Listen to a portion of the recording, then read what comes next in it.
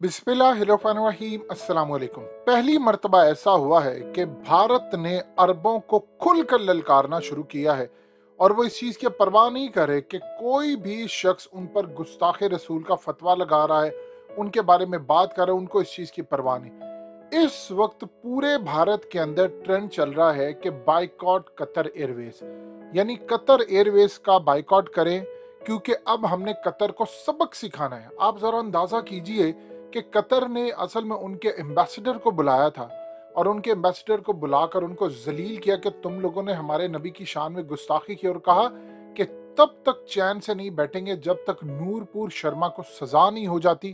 Qatar के बाद उन लोगों ने एक वेव देखी पूरी दुनिया से। इवन कि आप अंदाजा कीजिए कि इमरान खान ने आज शहबाज शरीफ को कहा है कि तुमने मोदी से अपने ताल्लुकात तोड़ने हैं और तुम नबी पाक सल्लल्लाहु अलैहि वसल्लम की शान में गुस्ताखी करने पर इनके खिलाफ खड़े हो जाओ। क्योंकि एक चीज ज़हन में रखो, अगर अरब खड़े हो सकते हैं तो हम क्यों नहीं खड़े हो सकते। उसने कहा स्टैंड लो। अब अरब वर्ल्ड के अंदर शदीद गुस्सा पाया जा रहा है। आप ये देखिए कि इंडिया कितना डिपेंडेंट है, यानी आप अंदाजा कर लें। इस वीडियो की अहम डिस्कशन चलती रहेगी, लेकिन इससे पहले आप वीडियो को लाइक करें, हकीकत टीवी को सब्सक्राइब कर लें और बेल आइकन पर जरूर क्लिक करें कि इस वक्त इंडिया के अंदर बायकॉट कतर एयरवेज की कैंपेन चल रही है और इंडिया की औकात ये है कि तकरीबन 9 मिलियन के करीब, यानी 90 लाख के करीब इंडियंस गल्फ कंट्रीज में काम करते हैं, यानी 90 लाख भारतीय गल्फ कंट्रीज में काम करते हैं। 60% जो इंडिया का तेल आता है वो मिडिल ईस्ट से आता है और यूएई इंडिया का तीसरा लार्जेस्ट ट्रेड पार्टनर है। आप अंदाजा कर ले तकरीबन 40 अरब डॉलर, यानी उनकी आधी रेमिटेंस जो है 40 अरब डॉलर सिर्फ 5 गल्फ कंट्री से आती हैं। यानी सोच लें कि जितना पैसा उनको आता है बाहर से, और आप देख लें कि सबसे ज्यादा यूएई के अंदर उनके लोग काम करते हैं, यानी तकरीबन 34 लाख भारतीय यूएई में है। इसी तरह सऊदी अरब में 25 लाख के करीब हैं, कुवैत के अंदर इसी तरह 10 लाख के करीब है।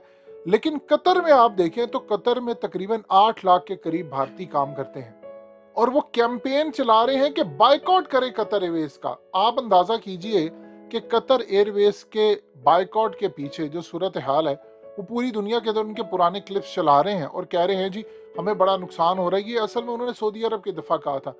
अब जो सूरत हाल भारत में पैदा हो रही है वो बड़ी अजीबो गरीब है कि भारत ने फैसला कर लिया है कि हमने अरबों के साथ लड़ना है। ये मामला कब पेश आया है?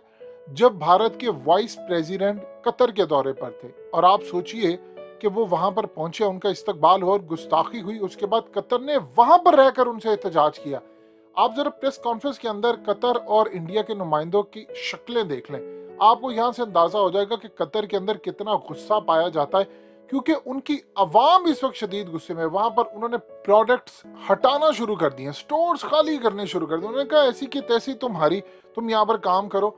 इसके बाद सबसे बड़ा खतरा यह पैदा हो गया है कि कई भारतीयों को ना निकाल दे। देखिए ये जो कैंपेन चल रही है बायकॉट कतर एयरवेज की, आप सोचे कि इसके पीछे कौन है? वो बीजेपी की सरकार है। ये आम लोग वहां पर कैंपेन नहीं चला रहे, बीजेपी की सरकार वहां पर कैंपेन चला रही है, जिस पर अरबों को ये बात समझ आई है कि इमरान खान सही था।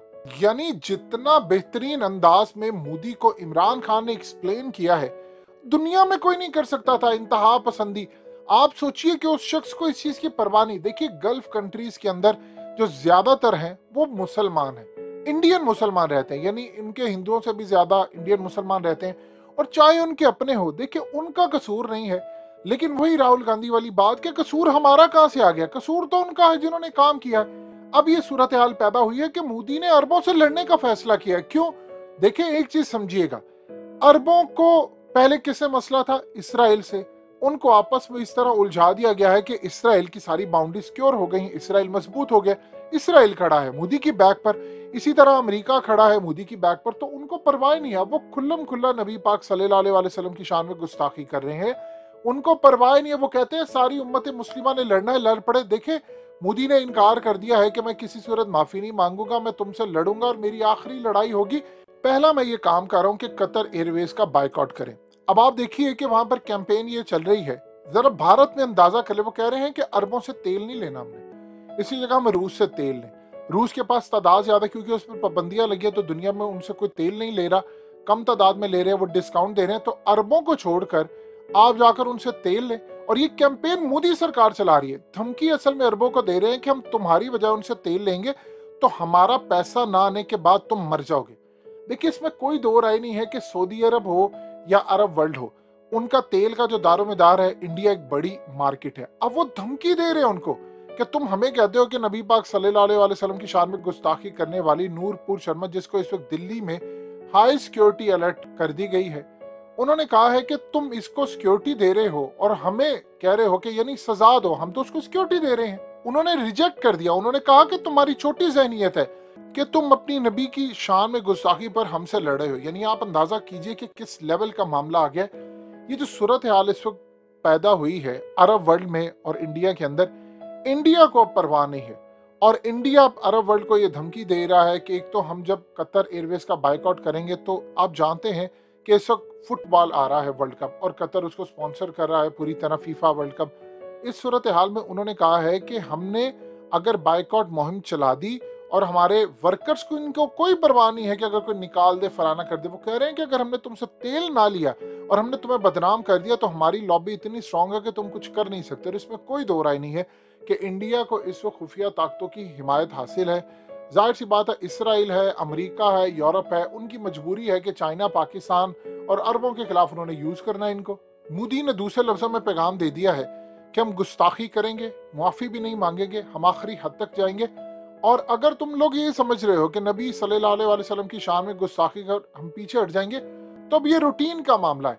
आप सोचिए कि आपके नबी की शान में गुस्ताखी करते हैं और साथ ही कहते हैं कि तुम हम पर कंडेम कर रहे हो, हमें कह रहे हो कि उससे माफी मंगाओ, उसको सजा दो, तो तुम्हारी सोच छोटी है। यानी ये गुस्ताखी करना कोई बड़ी बात नहीं है, ये तो आम रूटीन में होती है। देखिए, अगर तो अरब वर्ल्ड ने इस दफा स्टैंड ले लिया, अगर उन्होंने इनके वर्कर्स निकाल दिया तो ये फारिग हो जाएंगे। लेकिन मोदी के पास हथियार है। वो दूसरे लफ्जों में कह रहा है कि मैं तुमसे तेल नहीं लूंगा, जब तेल नहीं लूंगा तो तुम बुरी तरह बर्बाद होगे, लिहाजा तुम अपनी औकात में रहो। अब सोचिए कि उनके वाइस प्रेसिडेंट कतर के दौरे पर थे, उन्होंने वहां पर उनसे माफी मांगने से इनकार किया, उन्होंने वहां पर कुछ नहीं कहा, कतर ने उनके होते हुए सारा काम किया। लेकिन उसके बावजूद उन्होंने कहा कि तुम लोग हमारी जूते की नोक पर हो, क्योंकि अगर हम तुमसे तेल लेना बंद कर दें तो तुम बर्बाद हो जाओगे। वैसे ही तुम्हारी मईशत चल नहीं रही, तुम्हारे पास कोई हालात नहीं है।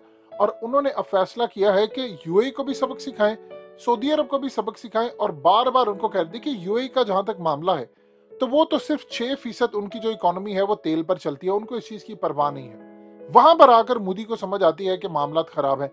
लेकिन बाकी ममालिक का जरा डिफरेंट इशू है। कतर ने भी कुछ ना कुछ अपना कतर एयरवेज और डिफरेंट जगहों से किया।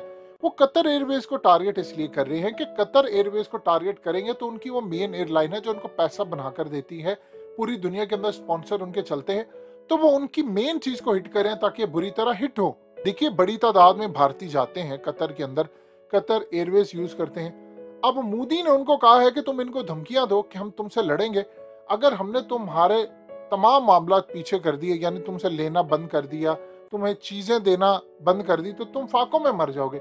ये उनकी धमकी। और मोदी को पता है कि वो कितना मजबूत हो चुका है इन मामलात में, लिहाजा उन्होंने कहा कि गुस्ताखी भी होगी और माफी भी नहीं मांगेगी।